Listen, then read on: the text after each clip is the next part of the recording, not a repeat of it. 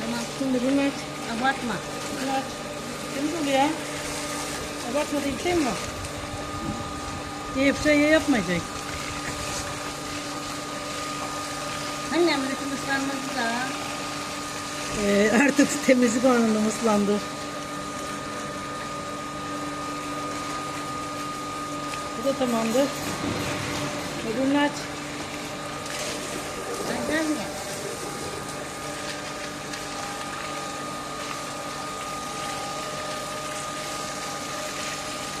Biz bunu sıkıyormuş böyle. Niye? Al şunu. Şimdi öbürünü de aç. Ama bunu Aç.